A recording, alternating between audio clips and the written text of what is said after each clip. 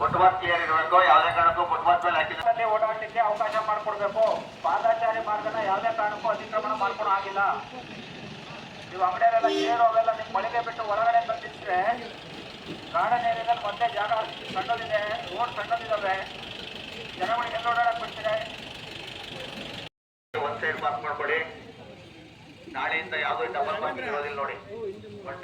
Day by day ನೀವೇ parking ಮಾಡ್ಕೋಬೇಕು. Alternate ನಿಮ್ಮ ಅಂಗಡಿ ಮುಂಭಾಗದಲ್ಲಿ ನೋಡಿ ಯಾವುದೇ ವೆಹಿಕಲ್ಗಳನ್ನ ಪಾರ್ಕ್ ಮಾಡಬಾರ್ದು. ಫುಟ್ಪಾತ್ ಅಲ್ಲಿ ನಿಮ್ಮ ಮೆಟೀರಿಯಲ್ಸ್ ಹಾಕಬಾರ್ದು. ಅಕಸ್ಮಾತ್ ಆಗಿ ನೀವು ಏನಾದ್ರು ಮೆಟೀರಿಯಲ್ಸ್ ಫುಟ್ಪಾತ್ ಅಲ್ಲಿ ಹಾಕಿದ್ರೆ KPS ಪ್ರಕಾರ ನಿಮಗೆ ನೋಟಿಸ್ ಜಾರಿ ಮಾಡ್ತಾರೆ. ಅದು ಆಗಬಾರ್ದು ಅನ್ನೋ ಉದ್ದೇಶದಿಂದ ನಾವು ಹೇಳ್ತಾ ಇದೀವಿ. ದಯಮಾಡಿ ಸಾರ್ವಜನಿಕರು ಅನುಕೂಲ ಆಗಂಗೆ ಅವಕಾಶ ಮಾಡಿಕೊಡಿ.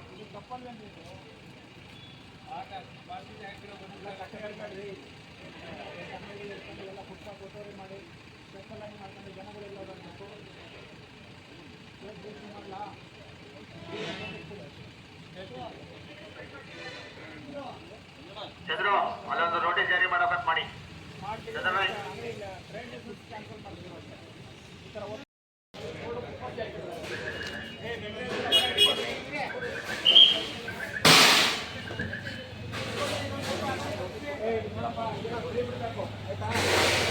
ನೋಡಿ, load unload timings heavy goods vehicle ಏನ್ ಲೋಡ್ ಅನ್ಲೋಡ್ ಬರ್ತಾವಲ್ಲ ಮೆಟೀರಿಯಲ್ಸ್, ರಾತ್ರಿ 8 ಗಂಟೆಯಿಂದ ಬೆಳಗ್ಗೆ 10 ಗಂಟೆ ಒಳಗಡೆ ಲೋಡ್ ಅನ್ಲೋಡ್ ಆಗಬೇಕು.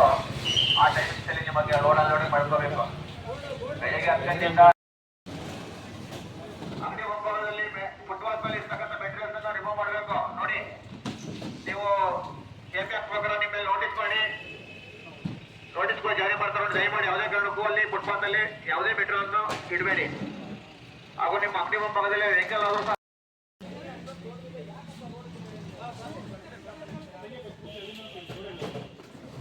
ಫುಟ್ಪಾತ್ ಬಿಡ್ರಿ. ಮಳೆಗೆ ದೊಡ್ಡದಿದೆಯಲ್ಲ, ಒಳಗಡೆ ಇಟ್ಕೊಳ್ಳಿ.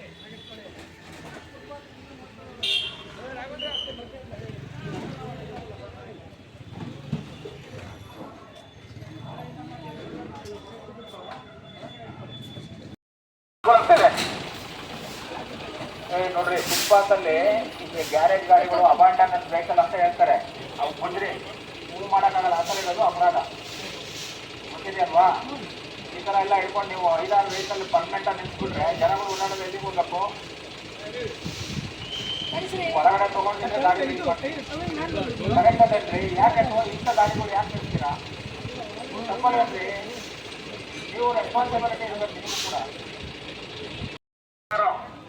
ನೋಡಿ, ನಿಮಗೆ ನೋಟಿಸ್ ಜಾರಿ ಮಾಡ್ತಾರೆ. ನೋಡಿ, ಗ್ಯಾರೇಜ್ ಮಾಲೀಕರಿಗೆ ದಯಮಾಡಿ ಅವಕಾಶ ಮಾಡ್ಕೊಳ್ಬೇಡಿ. ಇದು ಡ್ಯಾಮೇಜ್ ಕಾರ್ಗಳೇನು ಹೊರಗಡೆ ಇಟ್ಟಿರಲ್ಲ, ಒಳಗಡೆ ಹಾಕ್ಬೇಕು. ಗ್ಯಾರೇಜ್ ಒಳಗಡೆ ಹಾಕೋಬೇಕು.